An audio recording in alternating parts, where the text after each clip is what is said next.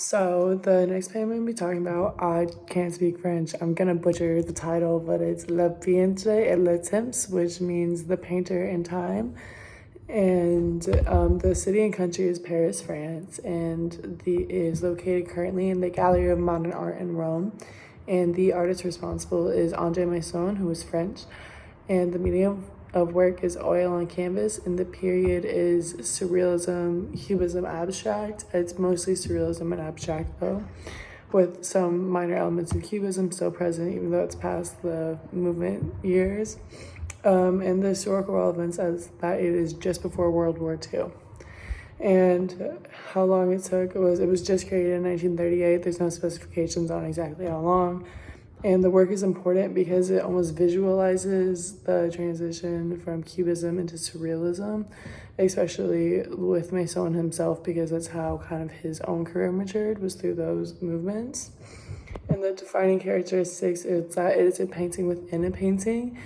It's a very surreal, stylized portrait of a bare-chested woman, and at the bottom you can see the artist's green hand, as well as the window behind the easel that the moon is shining through.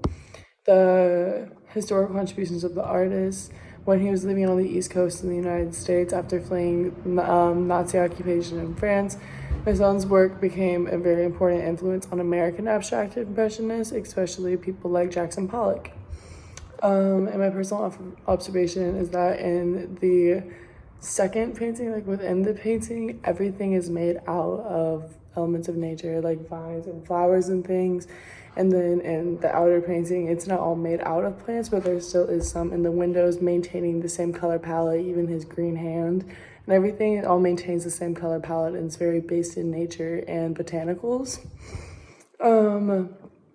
And I chose this work because of the Droust effect, is what I found it was called. The painting within the painting is called that. And I just thought it was really interesting and cool because it's not that often that you see that. And it compares to the other works from the period, is that it's almost like a hodgepodge of all the movements during the 20th century, especially the ones that Masson was a part of, that was active in. It's kind of like a mixture of all of them. It's really cool. And the fun fact that I found, it's kind of long-winded, but under the German occupation of France during World War II, Masson's work was condemned by Nazis as degenerate. So with the assistance of Varian Fry, which I think is a military, like he's someone that helped people seek asylum, he fled to Marseille and then escaped the Nazi regime on a ship to the French island of Martinique, I can't speak French, where he went on to the United States. And upon arrival in New York City, customs officials inspecting his luggage found a catch of his own erotic drawings.